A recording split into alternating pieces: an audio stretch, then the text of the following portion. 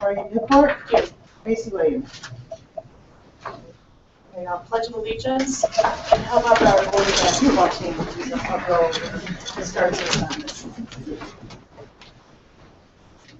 Pledge allegiance to the flag of the United States of America and to the republic for which it stands, one nation, under God, indivisible, with liberty and justice for all.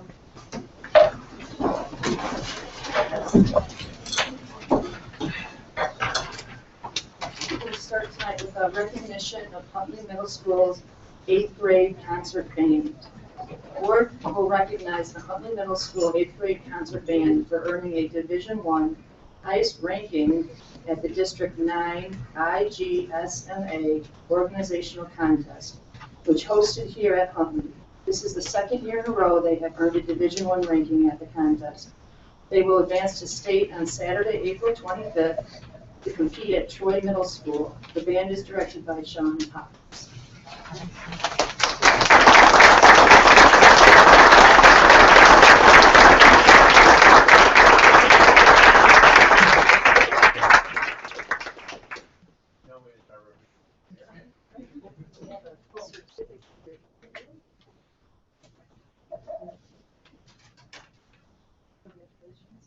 Good luck at the competition on the 25th.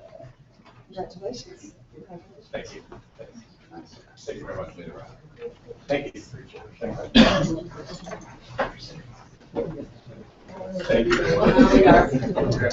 you. Thanks.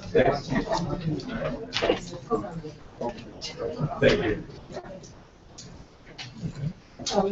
The board would also look like Board of Education will recognize the following winter teams for their accomplishments. Swimming boys, the 200-yard Melody took fifth place. Daniel Hine finished runner-up in the 100-yard butterfly and 100-yard backstroke.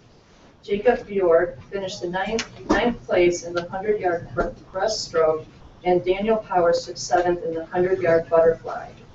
The 400-yard freestyle relay teams, Daniel Hine, Jacob Bjork, Daniel Powers, and Michael Carlson, also qualified for the state meet. The team finished in 7th place overall.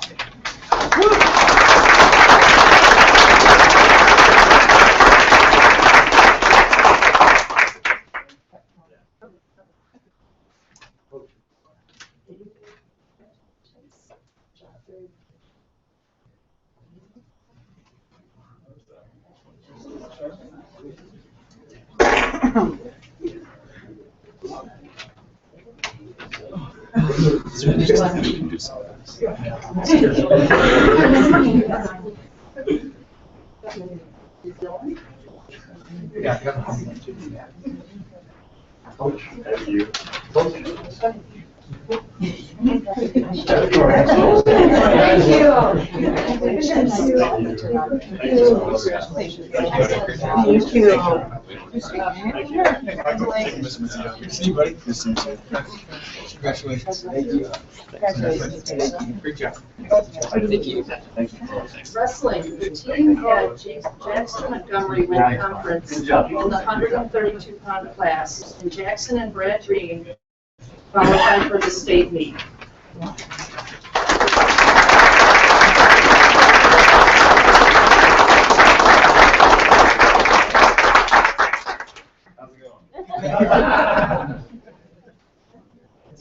Unfortunately, my kids are still on spring break. So, yeah. Thank you very much. I will make sure that they get this. Thank you. Coach. Thank you. Thank you. Thank you. Appreciate it.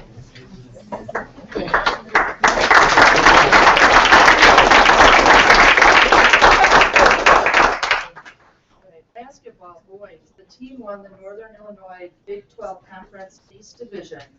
Luke Davis was named unanimous East MVP honors, while Jace Kitchen, Michael Pollock, and Luke were named unanimously to the East All-Conference team. All 3 student athletes were named first team All-Area. Luke was named 4th team All-State. Congratulations.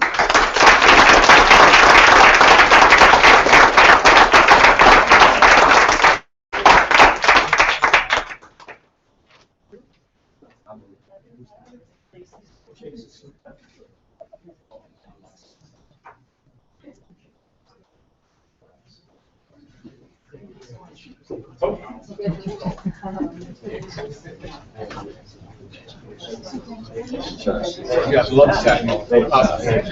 We get a quick picture like the Academy Awards. Jason, good luck, man. Yeah. Hey, yeah. Thank you. Here, take this picture up here. Let's go. Let's take a quick picture. Just like the Academy Awards.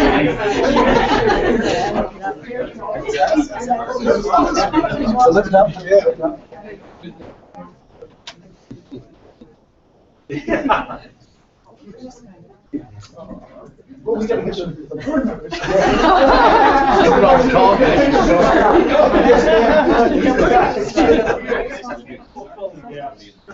Come on, Vicky, this way. Let me do one more, I'm sorry. Thank you guys.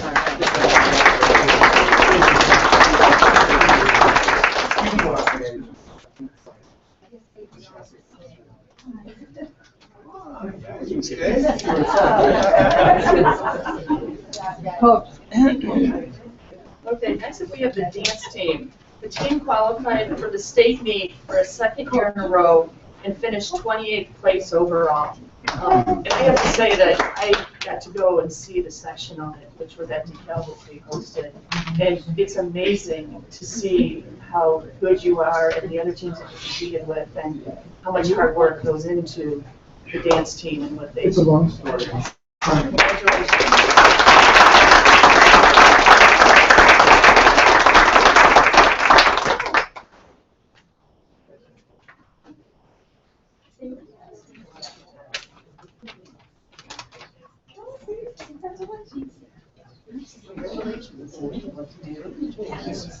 Congratulations. Congratulations. Thank you. Congratulations. Thanks so much.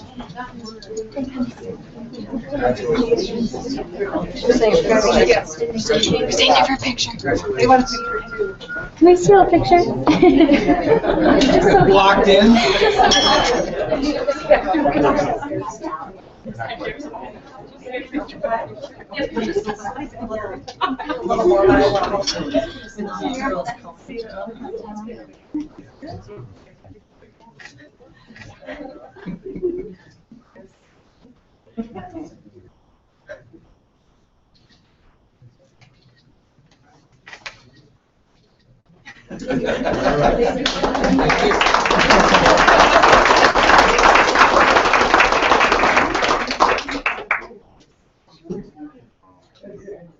Okay. Gymnastics. The team qualified for the state meet with Aaliyah Beeman earned state championship in the vault with an average score of 9.825. Aaliyah also finished runner-up in the floor exercise event. Allison Morelli, Aaliyah Beeman, Emily Djokovic, and Caitlin Nelson were selected all-conference, and Allison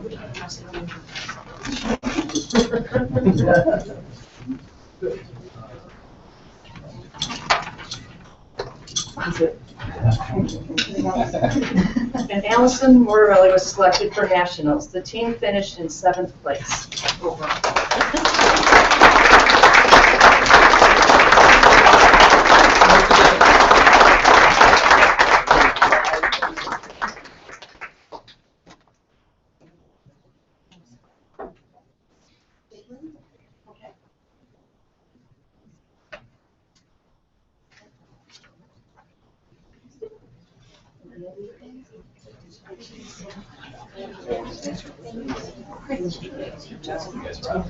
Congratulations.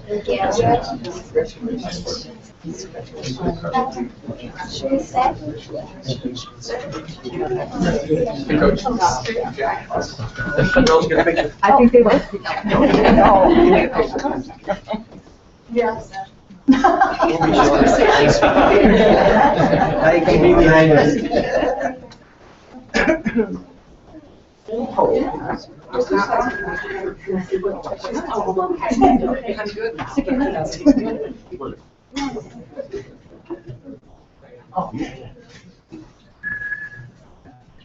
All right, good.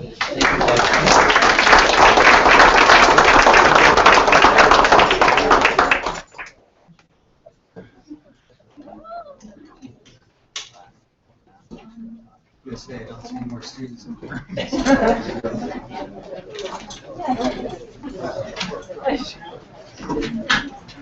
One other item I would like to mention while we're on the sports and our extracurricular activities is our acapella group going to New York, I believe in 2 weeks, to perform and compete. So we're very proud of them also. And they are having a fundraising dinner, or I guess it's appetizer dinner, silent auction at the high school on Friday night, April 10th. And at $15 per person, and all that money goes to help fund this trip, which is really expensive. Yes. New York. Yeah, it's New York. But there's a lot more good news coming from them, I'm sure, and to report back to everybody. But congratulations to all of our winter sports on a very, very good season, an exciting season to watch and be part of. So, good job. Okay, public comment. Members of the public who wish to speak to the board should complete a request card prior to the meeting.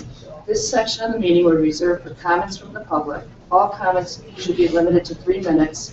Criticism of individuals is not in order. And we do have one card tonight. It's Howard Solomon. Proposal to accept Pearson algebra is the topic. Thank you. This brief statement relates to item 9B on tonight's agenda, the placement of an order for algebra text with Pearson. I find after reviewing the proposal that the amount allocated to maintenance, $0, is highly unrealistic. After working as an instructional design manager at the City Colleges of Chicago from 2005 to 2010, I wish to relate a couple of things about Pearson's practices that I regularly encountered, which I believe are relevant to the proposal. First, there's a tendency to rewrite textbooks with few significant changes other than addition numbers, so the technical resources are no longer considered their obligation. In other words, if the purchase of Algebra 13th edition occurs shortly before the release of Algebra 14th edition, Pearson has been known to shift personnel and computer resources to the support of the later and more expensive text. In my practice, this left me with the need to cobble together freely available source material in order to provide learners with sufficient practice to be able to complete their courses. This might not be a problem if Pearson Realize actually is available as part of the program, and I was not part of the negotiating team to be able to understand whether that was the case or not. However, I did find in reviewing a sample of the text chapter on binomial functions that all that was available were 3 worked examples and 9 unworked examples, which in my opinion as a math teacher, former math teacher, is not even close to what students actually need in order to be able to practice and master this type of skill. As a textbook publisher, Pearson continues to support the practice of printing homework worksheets for students to hand in for grading. This outdated practice encourages cheating, passing around sheets, and various other things, and masks problems instead of correcting them. As a district with one-to-one technology, yay, we should be able to do better. Simple problem randomization could be created and greatly reduce cheating. We have this capacity. I haven't seen any evidence from this proposal that we would use it. I wish to recommend that the board withhold approval of this proposal until the publisher's representative is contacted and at least a minimum length of usage and guaranteed support is established. Thank you.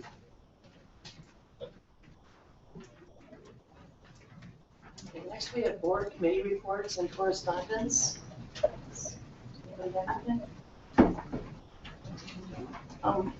I have something actually from the Athletic and Activities Review Committee. Anna and Billy are going to, I shouldn't say I do, they do, summarize our program where we had 3 weeks of after-school programs in each of their schools and some of how it went. And we actually only agreed to do this if you guys would take a picture of us later.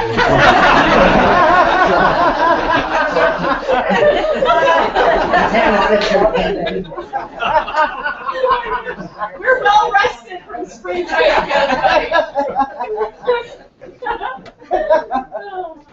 Okay, well, I think at the last board meeting, we were here giving you just a couple of tidbits about the activities that we hosted. So we did a little comparison coming up here, and we are going to bring the same comparison to that activities committee that we are on with Victoria. We just want to take a look at the 2 different programs that Billy and I tried and ran in the month of March. You can just see the total days of clubs that we both hosted. We ran this at no cost, just to pilot it. We had volunteers, volunteer staff members, and parent volunteers at Lincoln. Little John's teachers were. We had community members that worked for 4-H. We had DeKalb high school students that came in, helped those staff members run the classrooms, and we also had 3 staff members, 3 of our Little John staff members that ran another after-school activity. At Lincoln, we served 80 students in this pilot program, and at Little John, they served 50 students. And we actually already had an after-school tutoring program that we run through NIU. We had it at Huntley Middle School. The tutors, luckily when I went over to Little John, they decided to come over with me. So they tutor 4th and 5th graders, which are another 14 students. So we had, as a total of 64 after-school students that participated in after-school activities. We tried a bus at my school, so Lincoln had a bus that made a 4:30 run. It was picked up at 4:30 and then made 1 stop at University Village at the 4-way stop there. And that was the total cost for the whole pilot. Okay, so I worked with Brenda and First Student to get that number. And then Billy's group. And we piloted the after-school activities with no busing, just parents picking students up or students walking. And we had the advantage of being able to do that because we only offered our clubs which is our next our next row there. We only offered to 3rd through 5th graders. And at Lincoln, we opened it up to K-5. And then we just put together, these were a couple of our recommendations or things that we'd like to consider if we tried to do this again in the future. I know other buildings might like to try something like the clubs. I know that they've been tried previously, but we couldn't do it. As the leaders of the building, we can't be at committees and serve on those kinds of things and run the club. So we would highly recommend a stipend position to help with the registration, the coordination of students, and someone to be there. At least it was important to me, I think to Billy too, that someone was always there at dismissal, because at 4:30 if a parent forgot to pick up or they forgot it was their club day, or there was a miscommunication, it's important for somebody to be there. I felt like snacks were really important. I know some of our volunteers just voluntarily brought snacks to their club, and we offered it to kindergartners, and that's a long day. So at 4 o'clock, they're melting down because they can't snack, not because they're staying for a club. And we got PTA for that. They bought our snacks and water. I think it's important. We wrote some grants for some of our clubs, but to include a cost of materials. I know that there were many of the volunteers that did our clubs that were just out of pocket, like a cooking club that was out of pocket. I just think some sort of money set aside for materials. I thought transportation was very important for my school, for all kids to be able to take advantage of the clubs. Dismissal at Little John, I think that, you talked a little bit about that, because it was only offered to 3rd through 5th graders, was pretty smooth. Would we recommend having clubs year-round? I mean, you'd definitely have to have people in charge of doing that.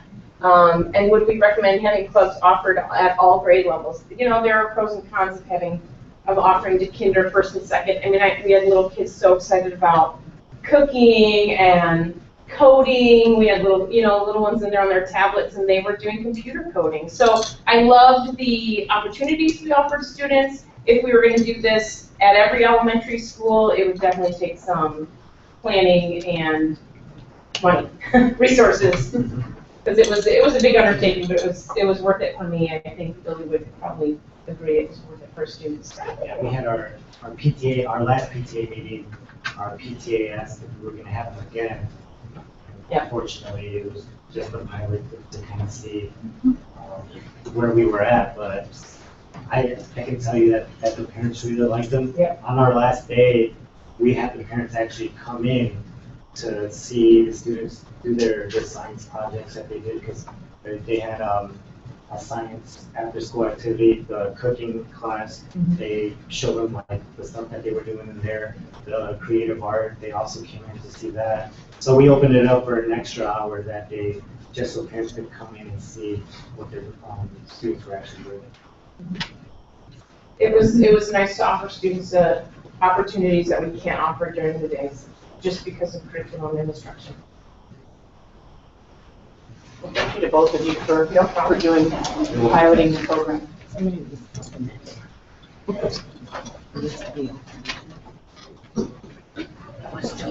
Approval of contract agreement with the Federation of DeKalb Office Support Professionals. That the Board of Education approve the negotiated bargaining agreement reached between the Board of Education negotiations team and the Federation of DeKalb Office Support Personnel. Vicki, roll call. Sean Barnes, Yes. Rena Fontana, Yes. Vicki Hernandez Davis, Ray Hess, Yes. Tom Tia, Yes. Victoria Newport. Yes.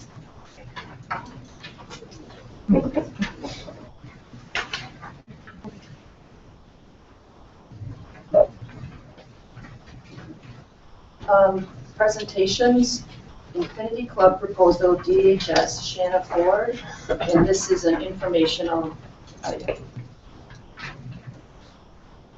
Is she here?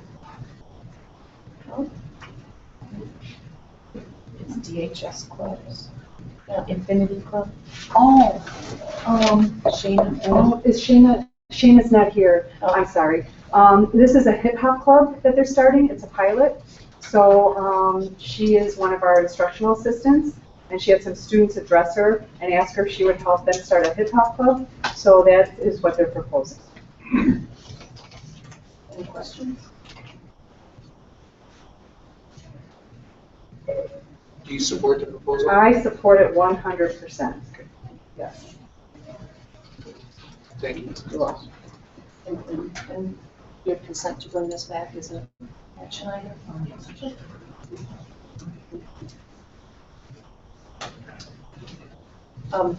going to skip down to non-business. Oh. Oh. No. You need a minute, Tom? We can. You guys get your coat off. Am I on deck here? Yes.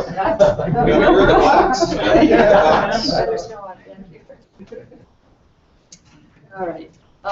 The next item is the extracurricular handbook update. Tom Kim. Good evening, everybody. I do apologize, I was running tired from our track meet, but, so, one of the things that I was asked to lead on a subcommittee out of our Board of Education Activities and Athletics Audit Committee work was to take a look at our code of conduct. And so, as a part of our subcommittee, the first thing I'd like to do is thank some of the people that were there as a part of it to provide some input. Those people being Carrie McCaslin, Joe McCormick, Mary Hess, Sarah Peterson, Lisa Williams, Greg Solomon, and Billy Guerrero. They were part of our subcommittee that looked at very specific language and other examples from other districts in other counties. And so the code of conducts that were reviewed for this particular work of our subcommittee, we looked at code of conducts, extracurricular code of conducts from Deerfield, Highland Park, District 113, Glenbrook North and Glenbrook South, Grays Lake School Districts, District 127, Neuqua Valley High School, New Trier, Plainfield Consolidated School District, Rochelle Township, St. Charles District 303, Stevenson, and York. So we took a pretty big net and cast it over all these different code of conducts.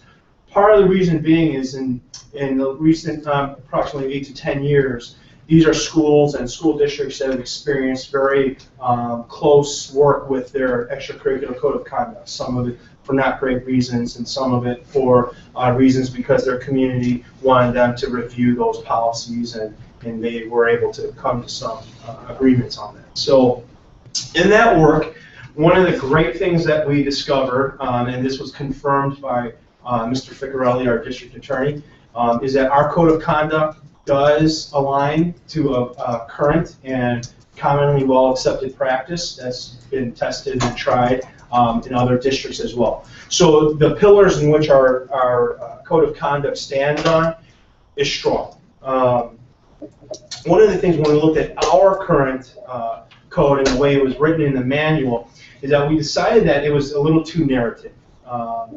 The format, the language, it was very repetitive. As a reader, if you were a parent who is not affiliated with an education background and came from another professional background, it might be a little difficult to understand. So one of the things that we did, and all of you can see in the highlighted version of the document, is we created charts to kind of help and outline the discipline chart and what that matrix looks like.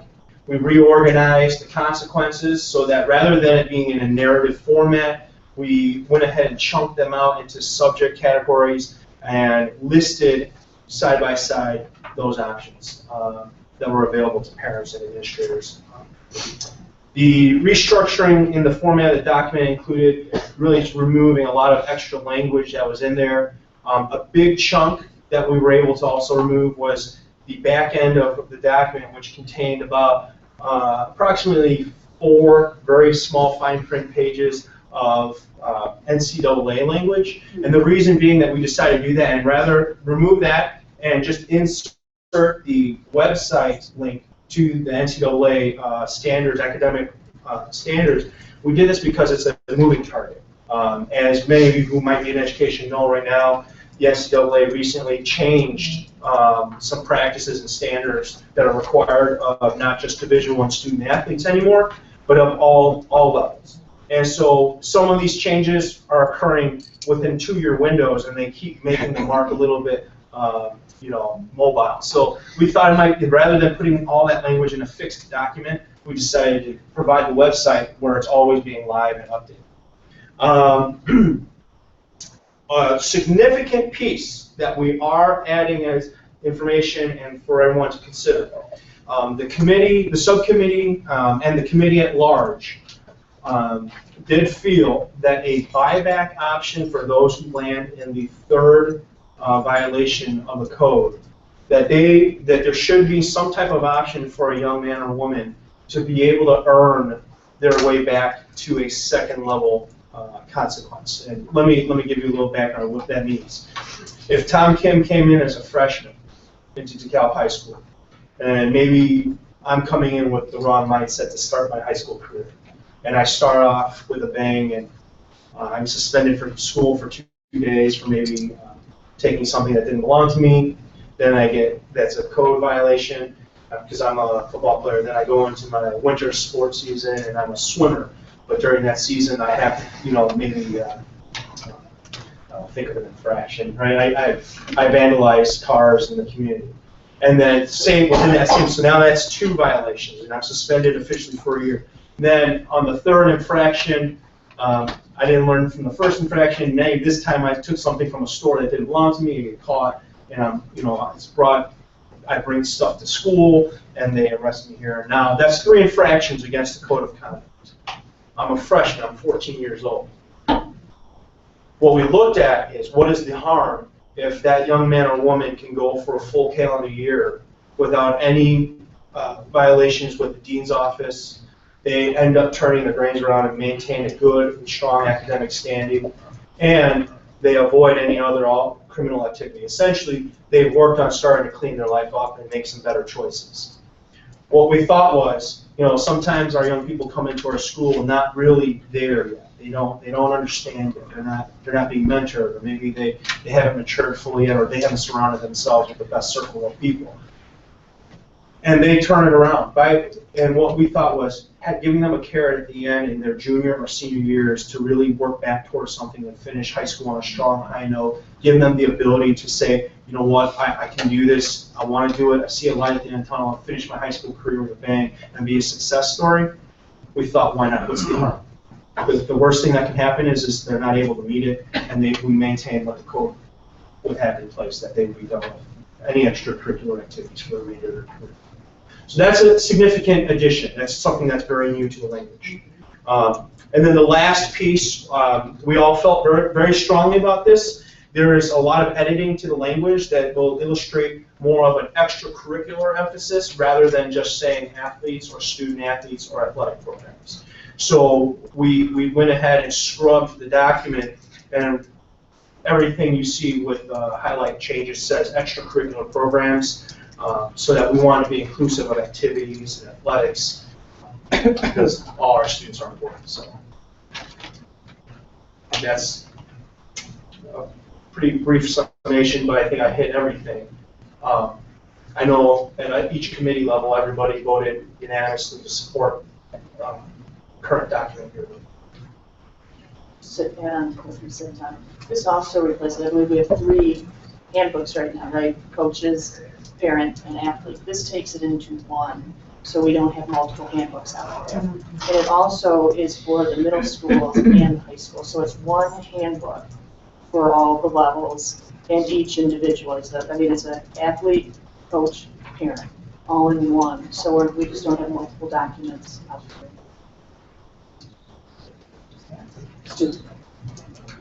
Anybody have any? Great. Yeah. A lot of work. The subcommittee really worked very hard to get this where it is with Tom. They did a really good job of researching and going out to find what other schools did and find the best practice and implement that and put it into our document. So they did a very nice job. We then have a consent to bring it back. Yes. For sure. Thank you, Tom. Thank you. Okay. Non-business consent agenda, that the Board of Education approve the non-business consent agenda, items A through G.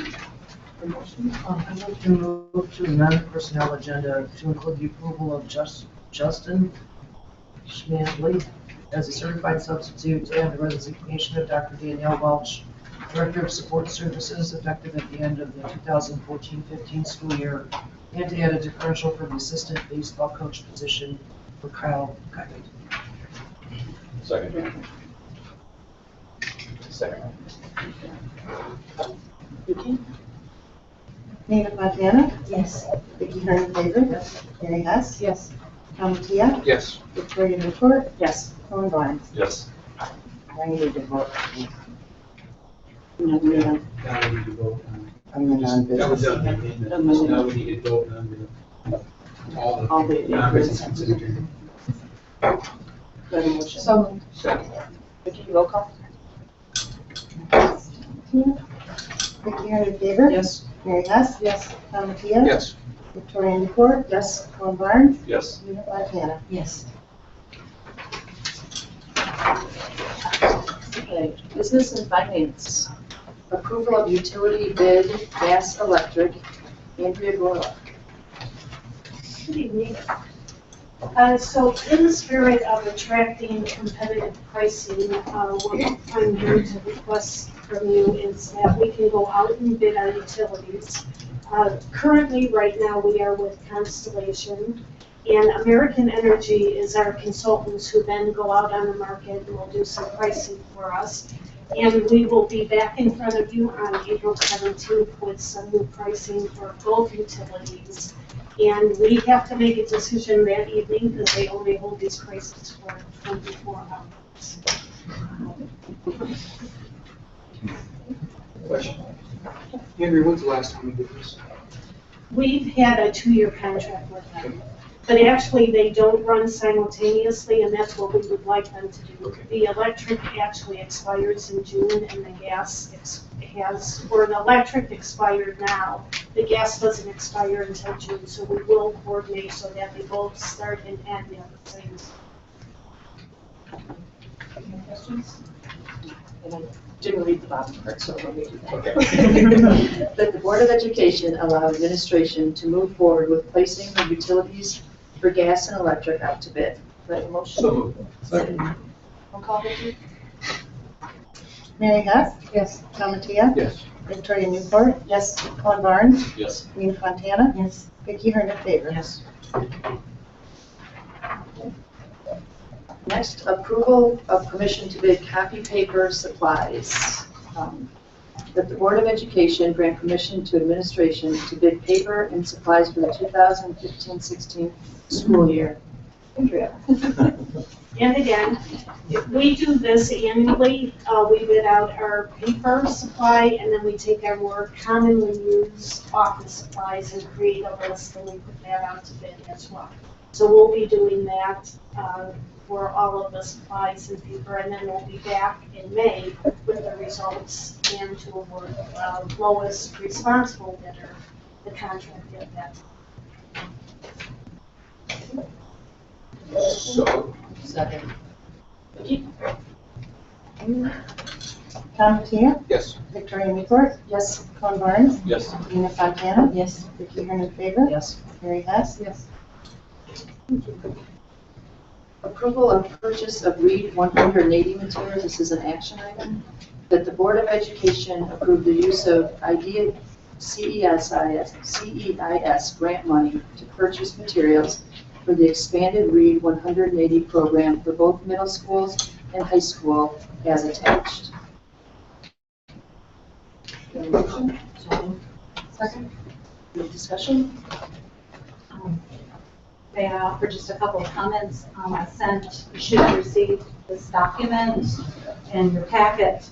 The numbers that you have before you, if you remember at the last board meeting, which we presented to you, our projection, and we had asked for some more specific numbers in terms of where the money was going to come from, and also our projected numbers. I would like to, at this point, just interject that this is a projection. We're going to be coming back and we're going to be rescreening 8th graders with the SRI to pinpoint specifically how many students are going to be served at the high school, as well as pinpoint a little more accurately how many 5th graders going into 6th grade will need these services as well.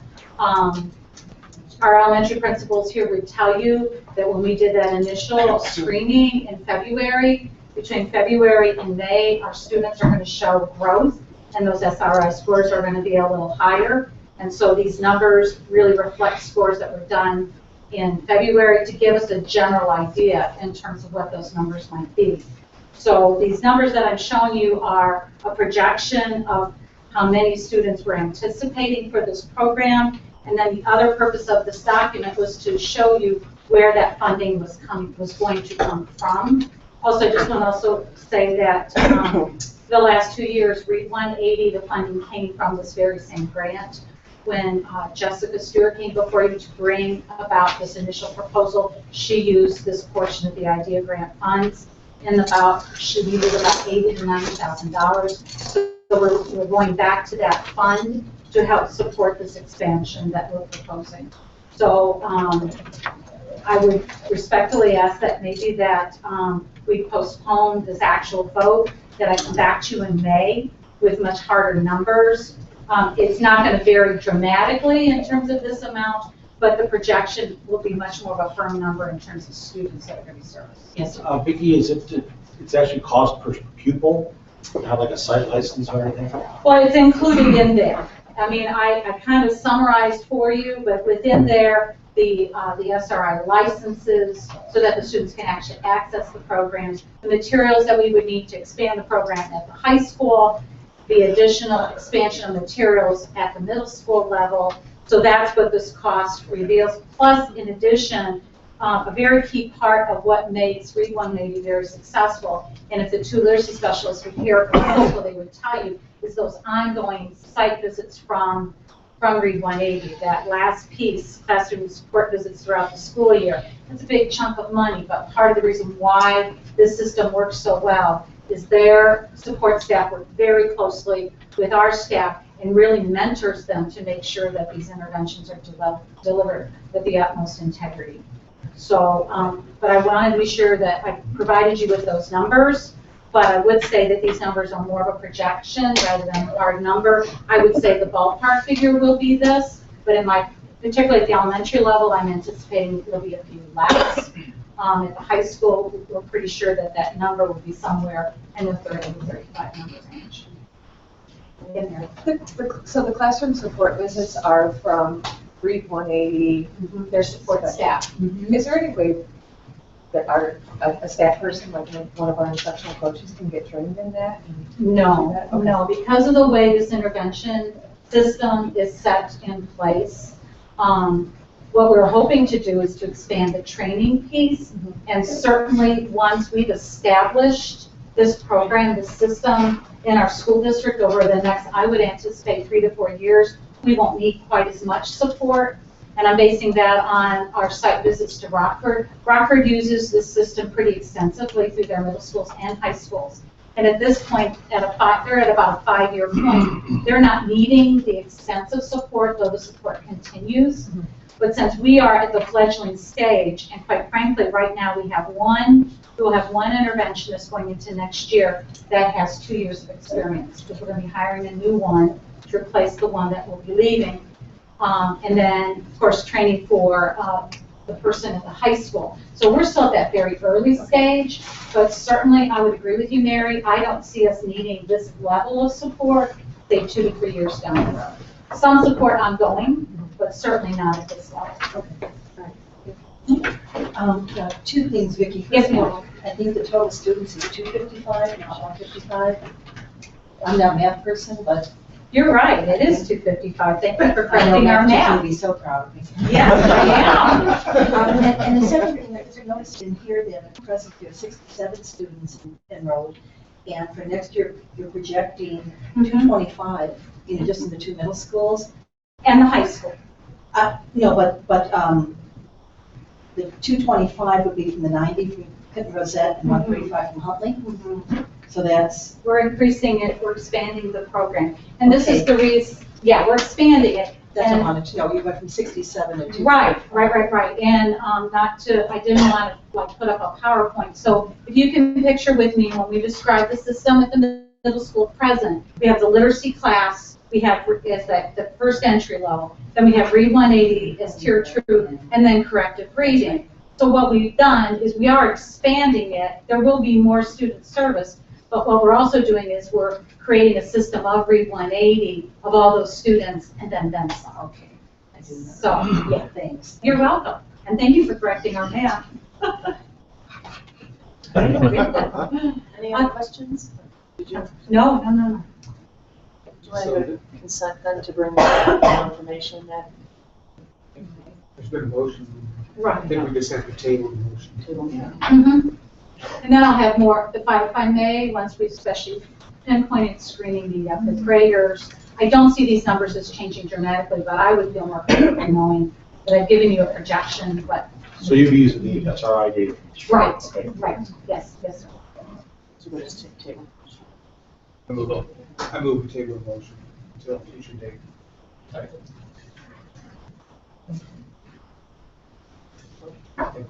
Roll call, Vicki? Cohen Barnes? Yes. Rita Fontana? Yes. Vicki Herman Favorite? Yes.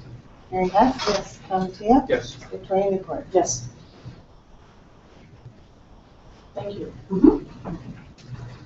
The approval of algebra course materials, and this is an action item, that the Board of Education approve the purchase of algebra course materials from Pearson at a cost of $55,067.04 for materials and $9,300 for personal development, for a total cost of $64,367.04 to be paid out of the curriculum and instruction budget. Any discussion? Could you maybe address the concerns of the guard by Mr. Solomon? I would be glad to. First, I want to thank you for sharing your concerns with us as a group this evening, particularly your knowledge of Pearson.